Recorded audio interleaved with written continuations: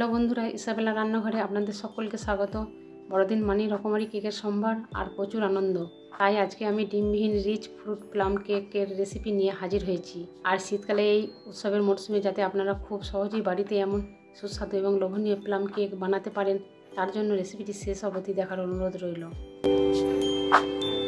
প্রথমে 200 ml মতো কমলালেবুর juice নিয়ে নেব। তবে আপনারা চাইলে 2টি গোটা কমলালেবু কিনে এনে তার জুস করে নিতে পারেন। এরপর এতে একে একে গোল্ডেন কিশমিশ, ব্ল্যাক কিশমিশ, apricot, strawberry, blackberry, blueberry, cranberry, kiwi, কেটে রাখা কয়েকটা খেজুর এবং 3 কালারের টুটি ফুটি নিয়ে দিলাম।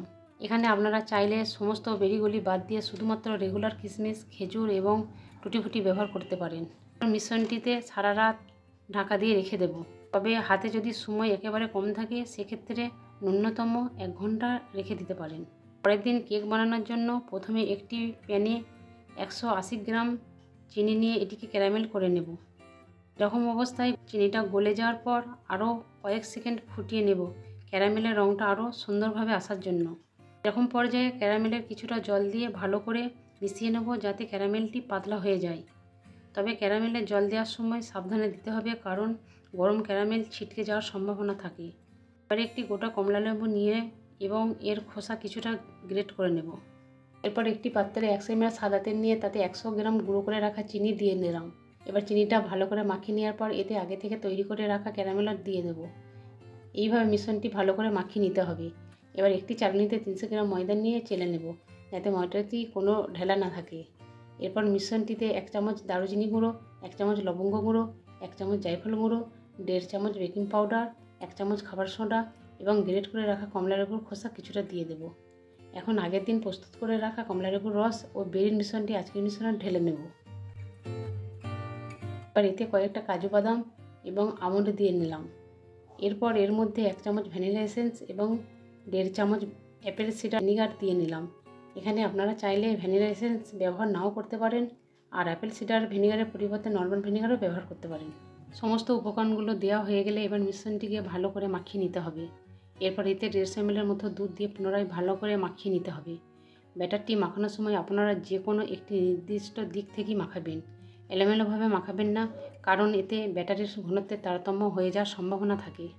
এবার একটি কেক টিন নিয়ে এতে ভালো করে অয়েল ব্রাশ করে বাটার পেপারগুলো ঠিকমতো লাগিয়ে নেব। আপনারা নিশ্চয়ই ব্যাটারের ঘনত্বের দেখতে পাচ্ছেন, ঠিক এরকম ঘনত্বের একটা ব্যাটার তৈরি করতে হবে।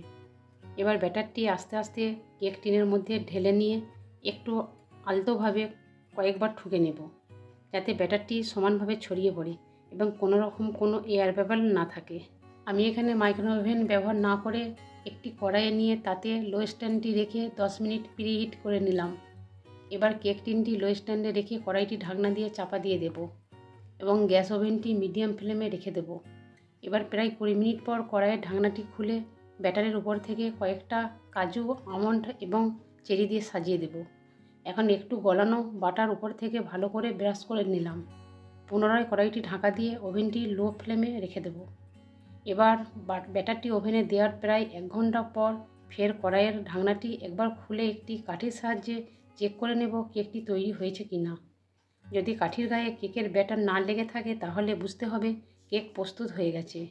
এমতো অবস্থায় গ্যাসের ফ্লেম বন্ধ করে দিয়ে কেকটি 20 থেকে 30 মিনিটের জন্য ঢাকা দিয়ে রেখে দিতে হবে। 20 মিনিট পর আমাদের প্লাম কেক এখন রেডি। এবার কেক টিন থেকে কেকটি বের করে নেব।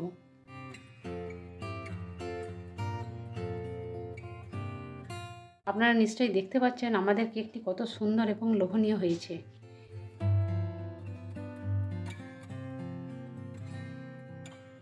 এবার একটি টুকরো করে কেটে দেখাচ্ছি, আর বুঝতেই পারছেন কেকটি কতটা সফট হয়েছে, ঠিক একেবারে দোকানের মতো।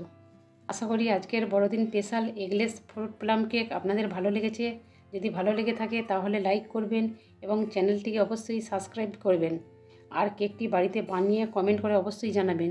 তাহলে আজকের মতো এই পর্যন্তই। দেখা হচ্ছে পরের ভিডিওতে নতুন এক রেসিপি নিয়ে। ইসাবেলা রান্নাঘরে শেষ অবধি থাকার জন্য আপনাদের সকলকে ধন্যবাদ।